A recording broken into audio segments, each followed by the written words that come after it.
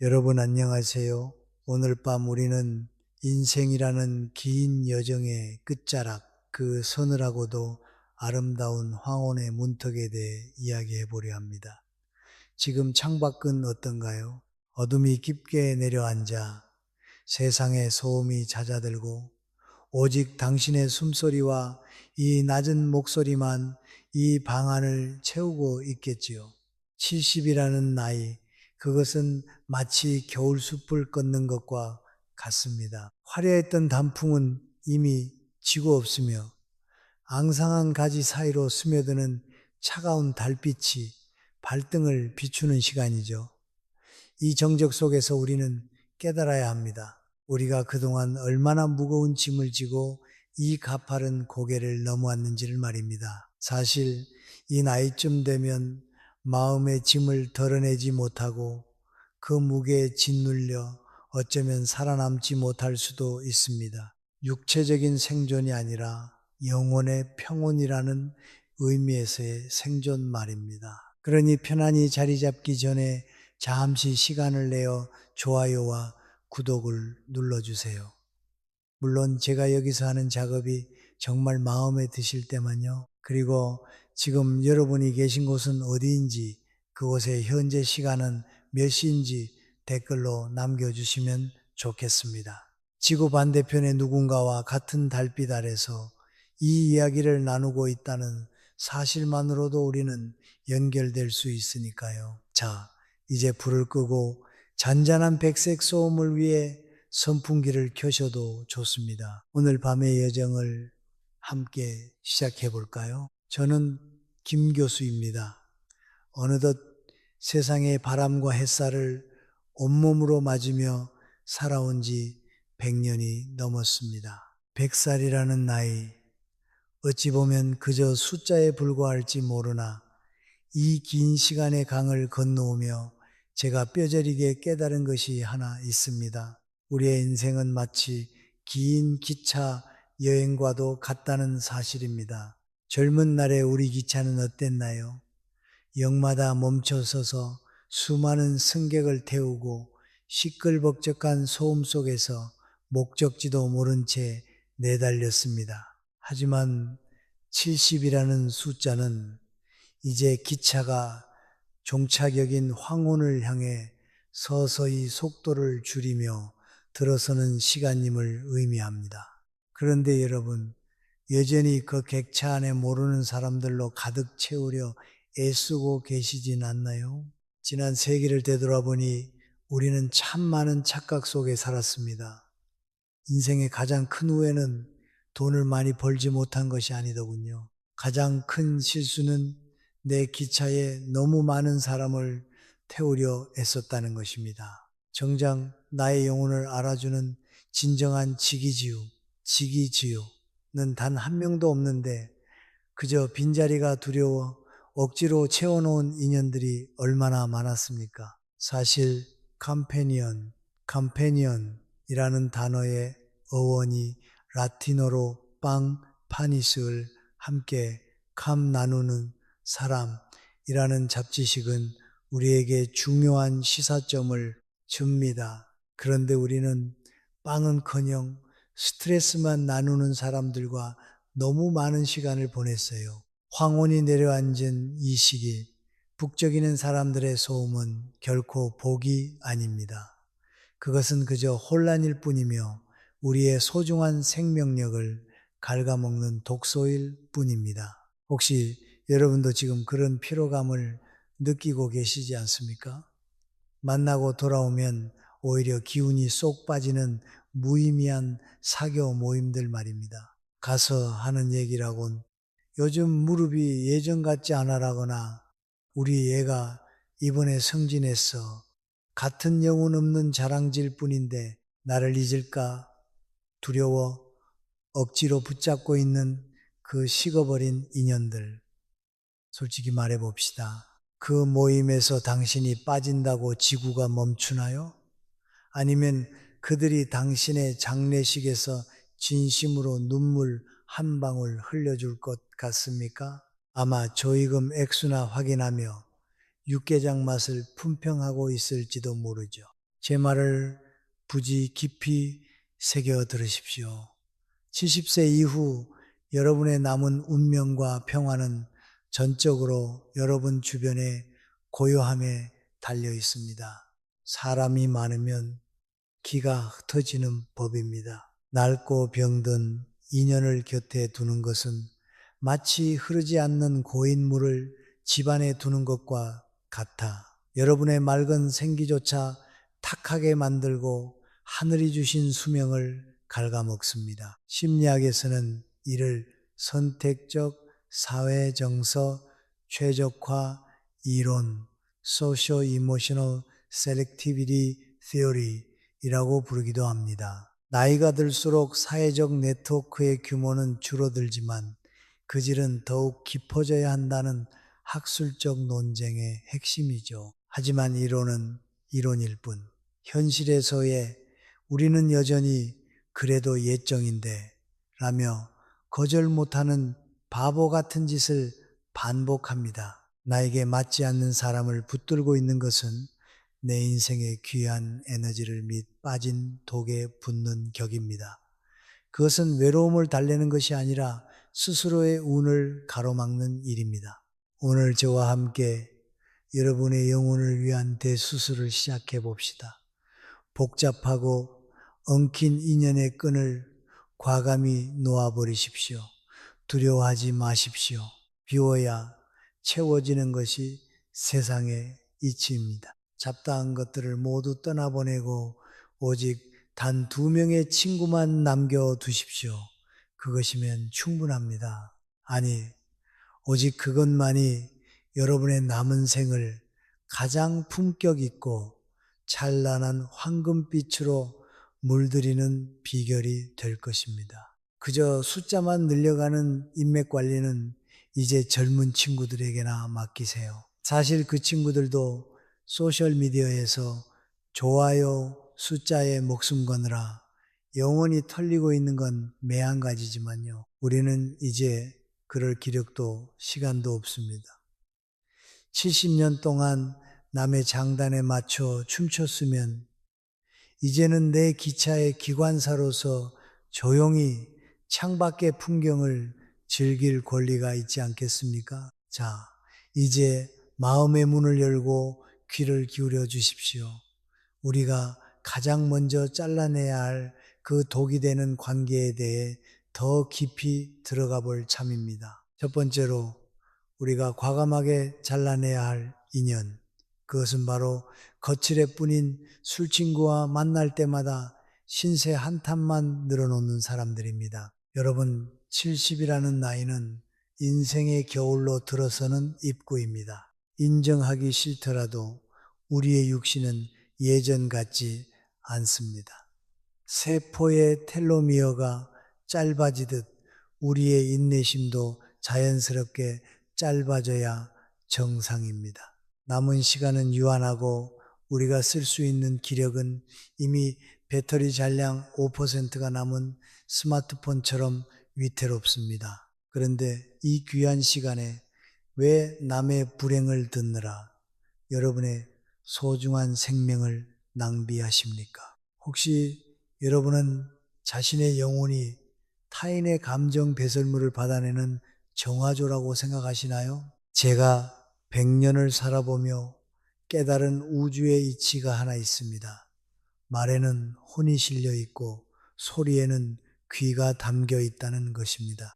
이것을 에너지의 관점에서 아주 냉정하게 말씀드리겠습니다. 입만 열면 자식욕, 며느리흉, 세상에 대한 원망, 아픈 몸에 대한 짜증을 쏟아내는 친구들이 주변에 꼭 한둘은 있을 겁니다. 우리는 흔히 친구된 도리로 그 이야기를 끝까지 들어줘야 한다고 착각하죠. 하지만 영적인 눈으로 보면 그들은 지금 자신의 몸 안에 쌓인 검고 탁한 음기, 즉 나쁜 기운을 당신에게 배설하고 있는 것입니다. 학술적으로는 이를 전이적 정동장애 Transference Affective Disorder와 유사한 맥락으로 볼 수 있는데 타인의 부정적인 감정이 청자에게 전이되어 심리적 평온을 파괴하는 현상을 말합니다. 그들이 불평을 쏟아낼 때 여러분이 예의상 고개를 끄덕이며 맞장구를 쳐주는 그 찰나의 순간 어떤 일이 일어나는지 아십니까? 그들의 탁한 배설물이 여러분의 맑은 영혼 속으로 고스란히 옮겨오는 것입니다. 그들은 쓰레기를 당신의 마당에 버리고 가벼워진 몸으로 돌아가지만 그 쓰레기를 받아낸 여러분은 집에 돌아와 이유 없이 몸이 무겁고 머리가 아프며 밤새 악몽에 시달리게 됩니다. 이건 단순한 기분 탓이 아닙니다. 여러분의 운기가 심각하게 오염된 것입니다. 사실 우리 뇌는 부정적인 정보에 7배 더 민감하게 반응한다는 잡지식이 있는데 70세의 뇌에게 이런 스트레스는 거의 고문에 가깝습니다. 나쁜 기운은 전염성이 무척 강해서 결국 여러분 집안의 맑은 공기마저 흐리게 만듭니다. 이것이야말로 애군을 스스로 제 발로 불러들이는 꼴이 아니고 무엇이겠습니까? 제 예를 하나 들려드리지요. 벌써 30년도 더 된 이야기입니다만 제게는 김서방이라 불리던 친구가 있었습니다. 그는 사업으로 돈을 꽤 만졌지만 마음 깊은 곳에 지독한 외로움을 품고 살던 사람이었습니다. 그는 혼자 있는 고요한 시간을 견디지 못했어요. 그래서 매일같이 집으로 사람들을 불러들여 술판을 벌였습니다. 그의 거실은 언제나 북적였고 웃음소리와 술잔 부딪히는 소리가 끊이질 않았죠. 그는 그 난장판 속에서 자신이 아주 대단한 인기가 있는 줄 알았습니다. 제가 그에게 여복의 기운을 좀 아끼게, 자네의 그 웃음은 진짜가 아니야. 그건 마치 유통기한 지난 우유를 마시고 억지로 내는 소리 같네 라고 충고했지만 그는 교수님, 사람 사는 정이 그런 게 아니지 않소? 라며 껄껄 웃어넘겼습니다. 결국 70대 중반이 넘어 그가 뇌졸중으로 쓰러졌습니다. 그런데 참으로 기막힌 일이 벌어졌습니다. 병상에 눕자마자 그 많던 의형제니 평생 동진이 하던 친구들이 썰물처럼 빠져나갔습니다. 술과 유흥으로 맺어진 인연은 이익이 사라지면 안개처럼 흩어지는 법입니다. 제가 병문안을 갔을 때 그 넓고 화려했던 집은 마치 주인을 잃은 무덤처럼 차갑고 고요했습니다. 앙상하게 마른 친구가 제 손을 잡고 눈물을 흘리며 말하더군요. 교수님, 내가 헛살았습니다. 내 뼈와 살을 깎아서 남들 좋은 일만 시켰구려. 정작 내 몸 하나 돌볼 기운을 남겨두지 않았습니다. 그는 평생 남들의 감정, 쓰레기통 노릇을 하느라 정작 자신의 생명력을 지키는 호신력, 우셴릭을 다 써버린 것입니다. 그는 그의 겨울 아주 쓸쓸히 눈을 감았습니다. 이 이야기를 듣는 여러분은 어떠십니까? 혹시 여러분의 스마트폰 전화번호부에도 삭제하지 못한 채 의무감으로 남겨둔 이름들이 있지 않습니까? 이 사람 지우면 나중에 누가 내 소식이나 알겠어? 라는 걱정은 접어두세요. 어차피 70세 넘어서는 부고 소식 전해줄 사람 2명이면 충분합니다. 기억하십시오. 옛 격언에 구시화문, 걸시워문이라 했습니다. 입은 재앙을 불러들이는 문이라는 뜻이지만 노년에는 남의 입에서 나오는 재앙을 막는 것이 더 중요합니다. 노년의 에너지는 양동이에 담긴 마지막 한 바가지의 물과 같습니다. 젊을 때는 물을 좀 흘려도 금세 채워지지만 늙어서는 한 방울의 물도 귀합니다. 의미 없는 사교 모임, 체면 치레를 위한 식사자리, 그저 시간이 남아돌아 만나는 관계들, 이 모든 것이 여러분의 양동이에 구멍을 뚫는 짓입니다. 그 구멍으로 여러분의 건강과 복록 그리고 자손에게 물려줄 생기가 줄줄 새어 나가고 있는 것입니다. 그러니 오늘부터 당장 실천하십시오. 이건 비정한 것이 아니라 여러분의 영혼을 보호하는 숭고한 결단입니다. 전화를 걸어 하소연을 시작하려는 친구가 있다면 정중하지만 단호하게 끊으십시오. 내가 요즘 기도가 필요해서 마음을 쉬게 하고 싶네 라고 말하고 거리를 두세요. 만났을 때 기분이 좋아지는 사람이 아니라면 과감하게 인연의 리스트에서 삭제하십시오. 요즘 애들은 이걸 손절이라고 부른다면서요. 70세는 손절하기 딱 좋은 나이입니다. 여러분의 집은 수행처와 같이 정갈해야 합니다. 나쁜 말을 뱉는 사람, 기운을 빼앗는 사람을 여러분의 신성한 사원에 들이지 마십시오. 운명은 여러분이 누구와 함께 시간을 보내느냐에 따라 결정됩니다. 썩은 사과 하나가 상자 전체를 썩게 하듯 부정적인 사람 하나가 여러분의 노년을 병들게 할 수 있음을 명심해야 합니다. 부디 껍데기는 가라앉게 두고 알맹이만 남기십시오.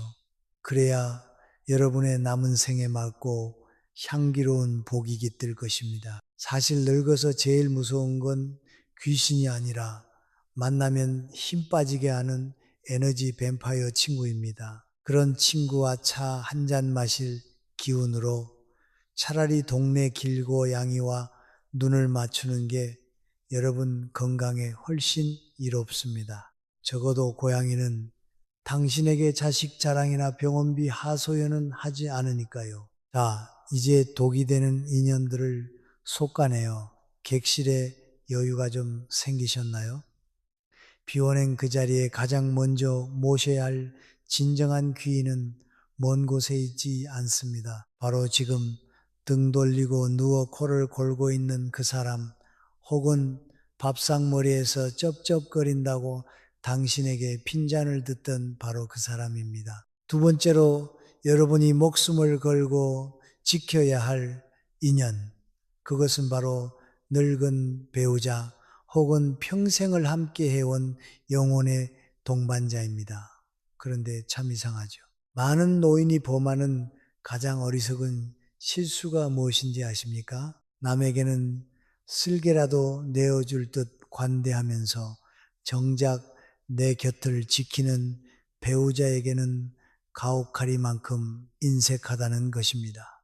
지겨워 죽겠다는 말을 훈장처럼 입에 달고 살면서 말이죠. 사실 그 지겨운 소리조차 들리지 않는 정적의 무서움을 아직 모르시는 겁니다.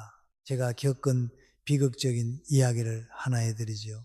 제 지인 중에 꽤 큰 사업을 일구었던 박 회장이라는 분이 계셨습니다. 밖에서는 호탕하고 인심 좋은 회장님으로 통했지만 집안에서는 폭군이 따로 없었습니다. 늙어가는 아내가 음식을 조금만 짜게 해도 혹은 걸음이 조금만 늦어도 불같이 화를 냈습니다.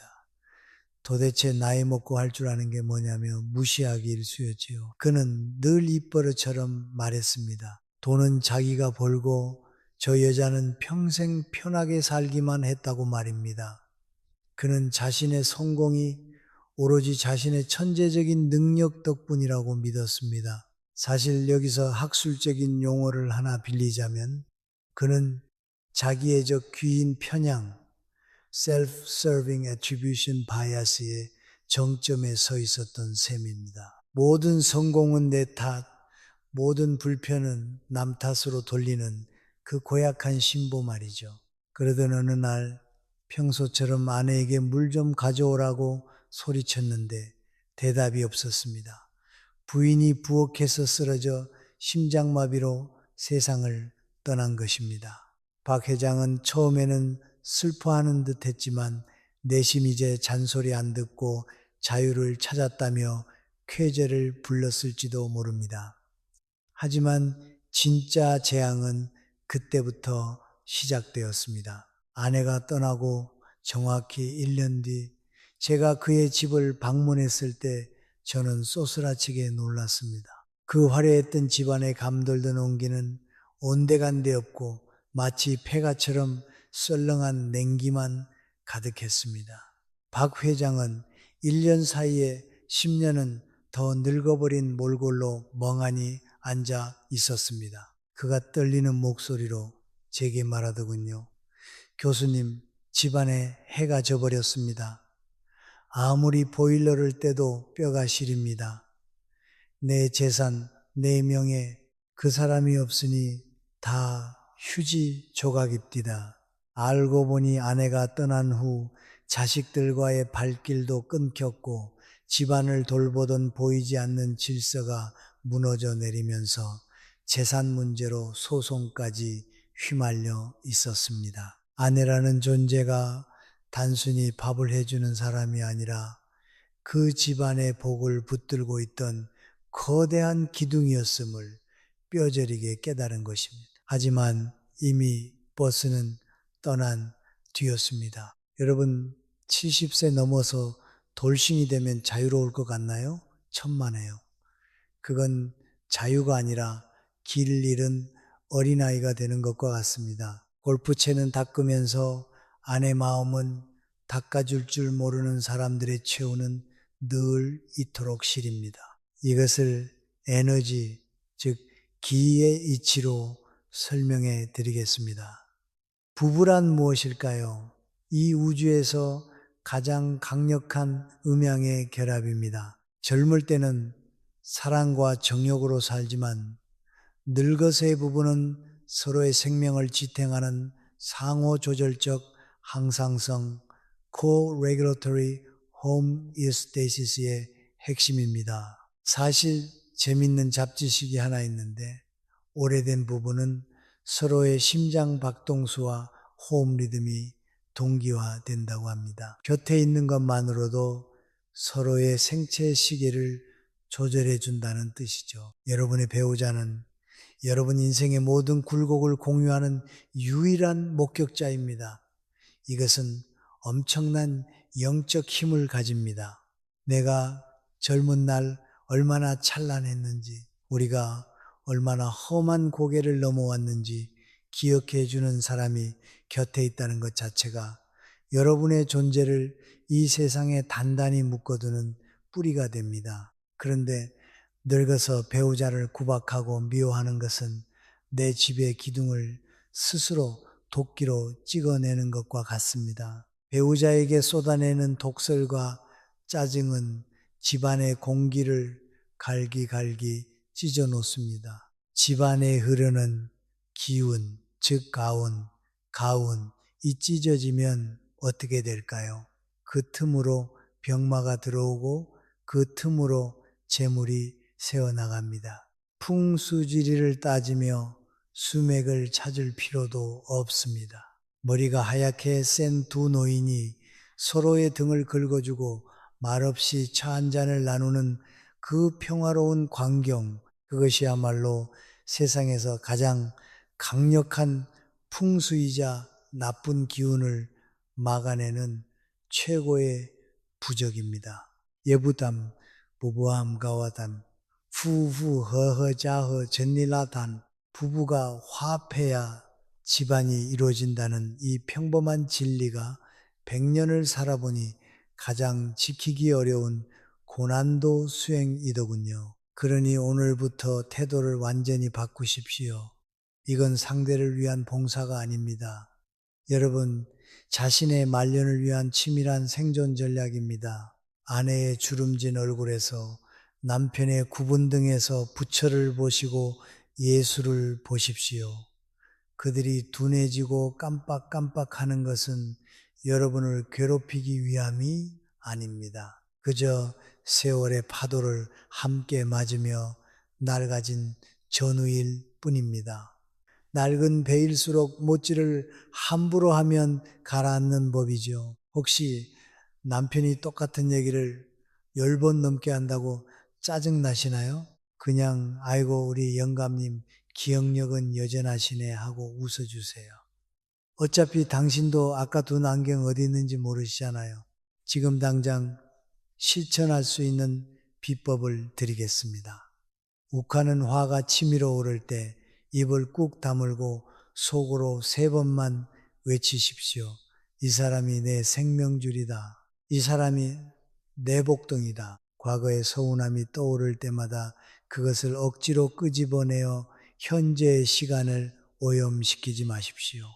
그것은 스스로 독을 마시는 행위입니다. 그저 살아있어줘서 고맙소, 내 곁에 있어줘서 다행이요라고 읊조리십시오. 말이 씨가 되고 말이 곧 현실이 됩니다. 여러분이 배우자를 귀하게 여기는 순간 그 집안에는 황금보다 더 귀한 화목의 기운이 감돌게 될 것입니다. 그 기운이 여러분을 고독사로부터 우울증으로부터 그리고 늙음의 비참함으로부터 지켜줄 유일한 방패임을 명심하십시오. 가끔은 서로 당신 없으면 난 굶어 죽어 같은 기분 좋은 빈말도 섞어가면서 말이죠. 사실 그건 빈말이 아니라 팩트일 가능성이 높지만요. 배우자는 여러분의 마지막 자존심이자 세상을 떠날 때 내 손을 잡아줄 유일한 인간입니다. 그러니 제발 남들에게 잘 보일 에너지의 절반만이라도 지금 옆에 있는 사람에게 쏟으세요. 그것이 백세 노인이 드리는 가장 현실적이고도 절박한 충고입니다. 배우자라는 든든한 기둥을 다시 세우셨다면 이제는 그 집안의 가장 깊숙한 곳 성소, 생소로 들어가야 할 시간입니다. 마지막으로 여러분이 세상 그 무엇과도 바꾸지 말고 목숨을 걸고 지켜야 할 두 번째 친구, 그것은 바로 거울 속에 있는 사람입니다. 태어난 순간부터 흙으로 돌아가는 그 마지막 찰나까지 단 한 번도 당신을 배신하지 않고 곁을 지킬 유일한 동반자, 바로 여러분 자신 말입니다. 너무나 당연한 말 같나요? 교수님, 내가 나랑 평생 살았는데 그걸 모르겠습니까? 라고 되묻고 싶으시겠죠. 하지만 지난 100년을 살아오며 제가 목격한 가장 슬픈 진실은 대부분의 사람이 죽기 직전까지 이 소중한 친구를 철저히 외면하고 학대하다가 떠난다는 사실입니다. 평생을 누구의 엄마, 누구의 아버지, 어느 집안의 며느리나 사위라는 이름표를 훈장처럼 달고 사느라 정작 나라는 존재는 뒷방 늙은이 취급을 해오지 않으셨습니까? 자식들 입에 맛있는 것 넣어주느라 정작 자신은 찬밥에 물 말아 드시고 자식들 새 옷 사입히느라 나는 고무줄 다 늘어난 속옷을 기워 입으며 그것을 숭고한 희생이자 내리사랑이라고 굳게 믿으셨을 겁니다. 사실 이건 희생이 아니라 일종의 정동적 자기 객체화 affective self-objectification에 가깝습니다. 자신을 주체적인 인간이 아니라 타인을 위한 도구로 정의해버리는 학술적 의미의 자기 파괴죠. 자식들이 나중에 어머니 그때 왜 그러셨어요? 마음 아프게 라고 말해주면은 그나마 다행인데 대개는 누가 그러라고 했어요? 라는 날카로운 화살로 돌아오기 마련입니다. 참으로 기가 막히고 코가 막힐 노릇이죠. 제 고향 친구였던 최 여사의 이야기를 들려드리겠습니다. 그녀는 동네에서 살아있는 보살로 통했습니다.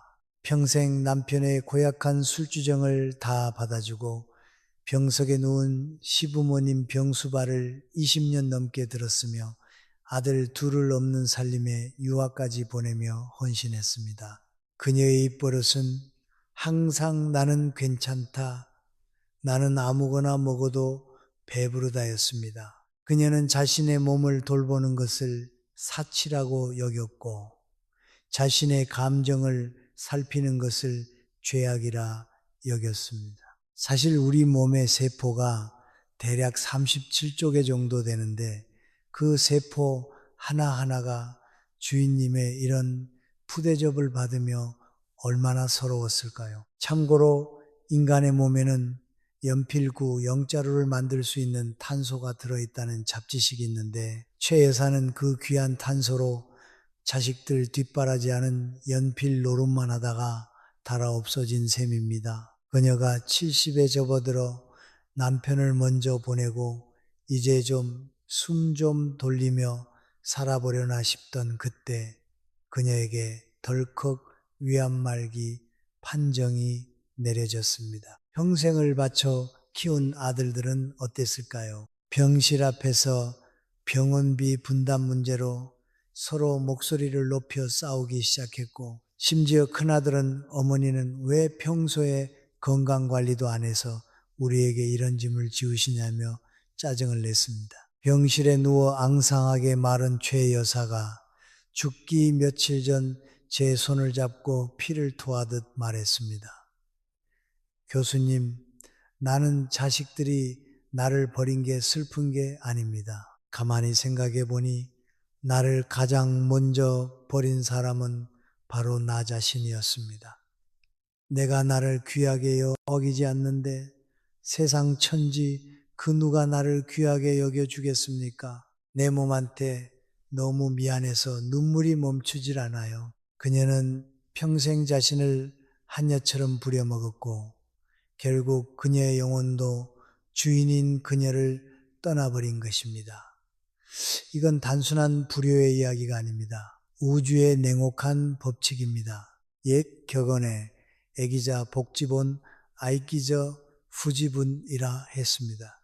자신을 사랑하는 자가 복의 근원을 얻는다는 뜻입니다. 그런데 우리는 왜 자꾸 나 자신을 복의 근원이 아니라 복의 희생양으로 만들려고 할까요?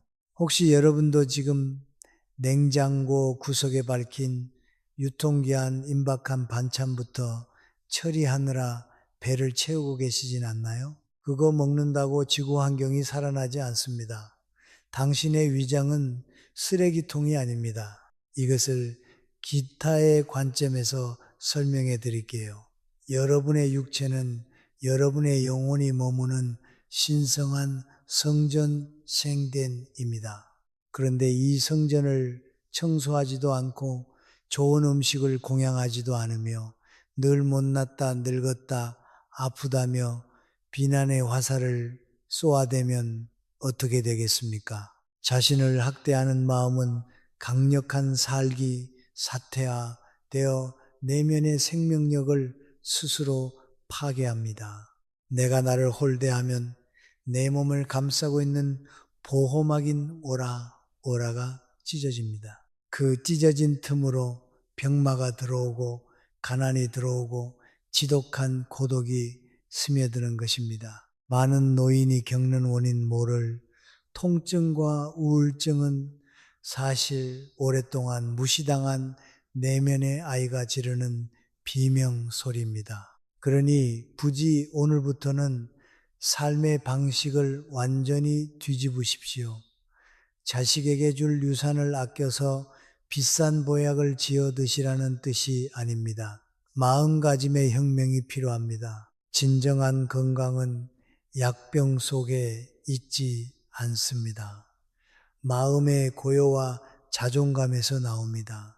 심신이려 신센이루라는 말은 결코 빈말이 아닙니다. 마음이 편안하면 꽉 막혔던 혈관이 뚫리고 내가 나를 진심으로 사랑하면 죽어가던 세포도 다시 살아납니다. 이것이 바로 내공, 나이공이 회복되는 기적의 과정입니다. 이제부터는 가장 좋은 음식은 자식이나 손주가 아니라 국물 한 방울까지 여러분 자신이 먼저 드십시오.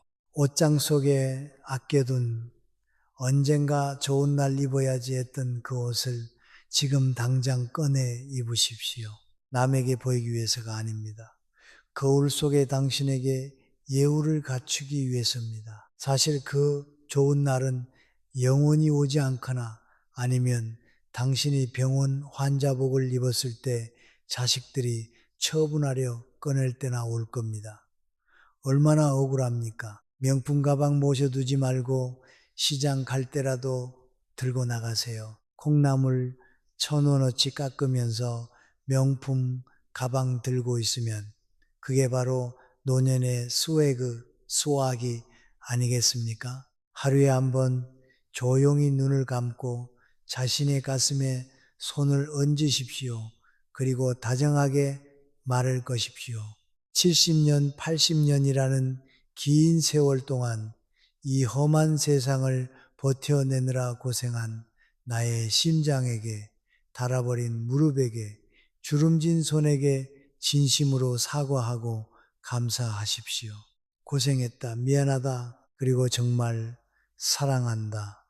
이렇게 자신과 대화하는 시간, 이것이야말로 세상에서 가장 위대한 기도이자 최고의 수행입니다. 여러분이 스스로를 귀한 손님처럼 대접할 때 우주도 여러분을 귀한 존재로 대우하기 시작합니다. 그때 비로소 여러분의 노년은 초라한 독거가 아니라 찬란하고 위험 있는 고독 가득의 경지로 승화될 것입니다. 자신과 친해진 사람은 절대 외롭지 않습니다. 그 충만한 내면의 힘이 여러분을 마지막 순간까지 평안하게 지켜줄 것입니다.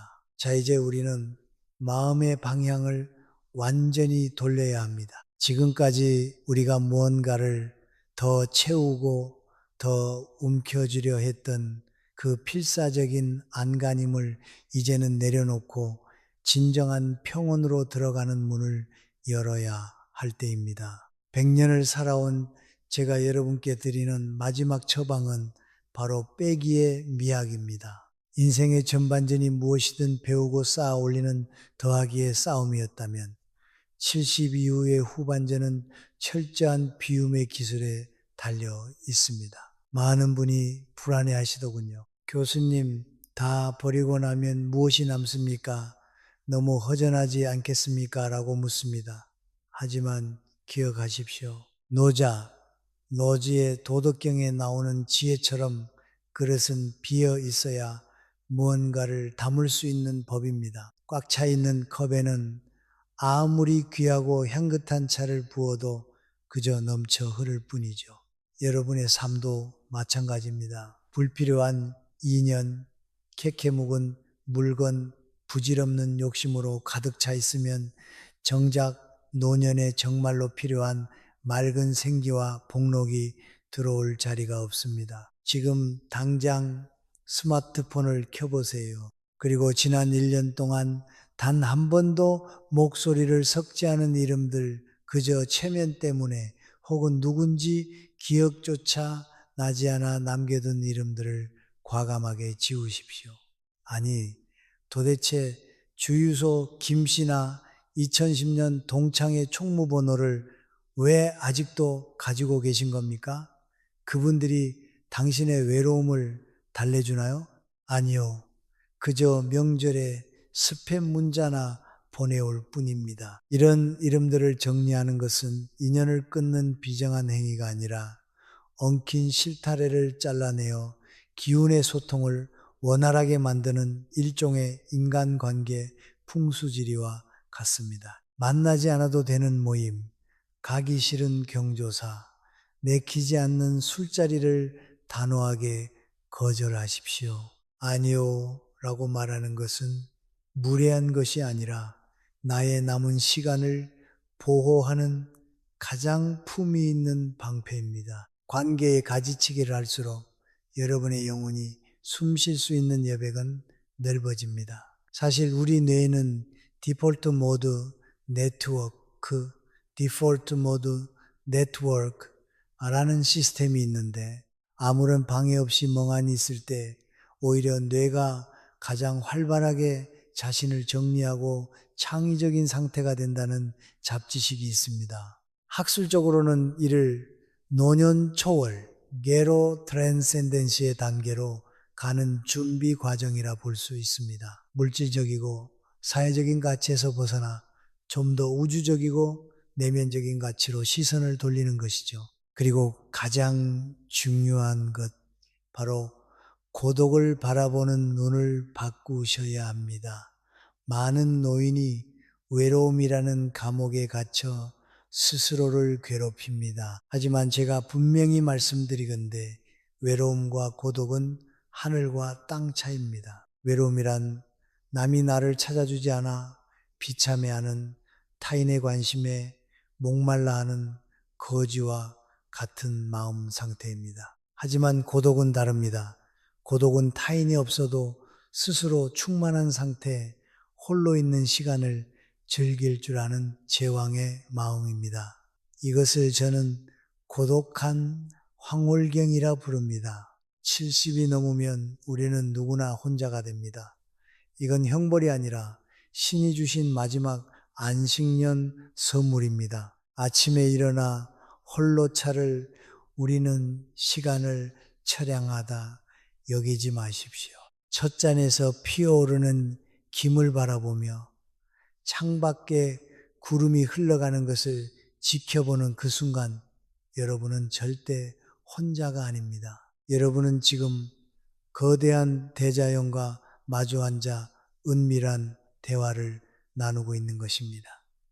바람소리, 햇살의 따스함, 이 모든 우주의 전기가 오로지 여러분 한 사람을 위해 존재하는 순간입니다. 남들의 시선이나 평가라는 시끄러운 껍데기를 다 벗어버리고 오직 나의 숨소리에만 귀 기울이는 그 고요함 속에서 진정한 자유를 맛보십시오. 사람이 없음을 한탄하지 말고 스스로의 내면에 고요한 암자를 짓고 그 속에서 왕처럼 군림하십시오. 또한 스스로를 귀한 손님처럼 대접하는 것을 잊지 마세요. 혼자 있다고 대충 끼니를 때우지 마십시오.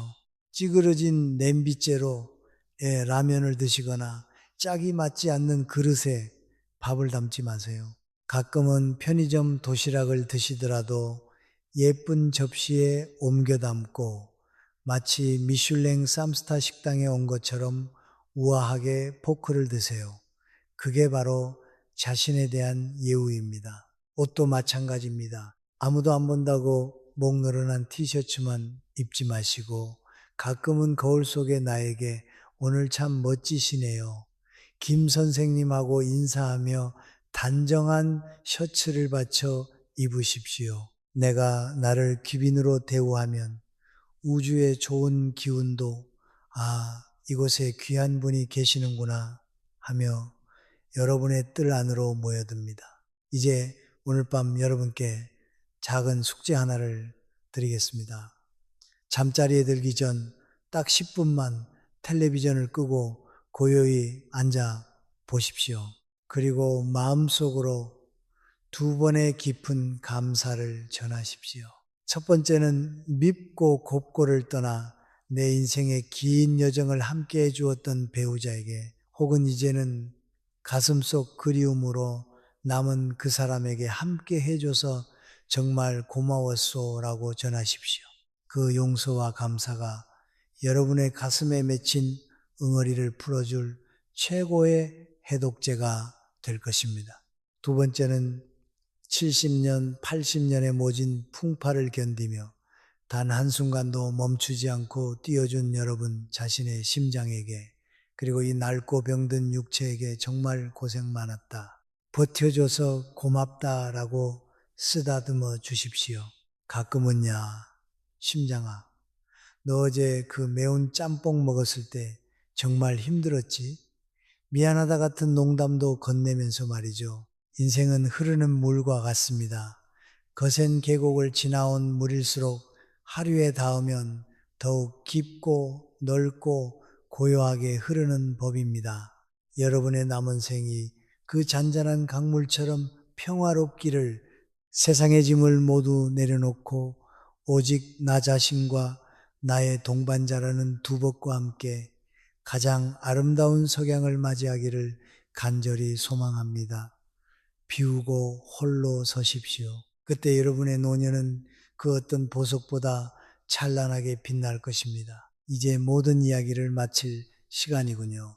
밖은 여전히 어둡고 정적만이 감돌고 있습니다. 하지만 이 어둠은 두려움의 공간이 아니라 당신의 영혼이 가장 편안하게 쉴 수 있는 따뜻한 요람입니다. 무거운 생각들은 저 멀리 흐르는 강물에 던져버리세요. 오늘 하루 당신이 짊어졌던 책임감, 미안함, 그리고 아쉬움까지도 모두 저 밤하늘의 별빛 뒤로 숨겨두어도 좋습니다. 당신의 호흡은 이제 아주 느릿하고 평온해집니다. 마치 숲속의 깊은 연못처럼 그 어떤 파동도 없이 잔잔하게 가라앉습니다.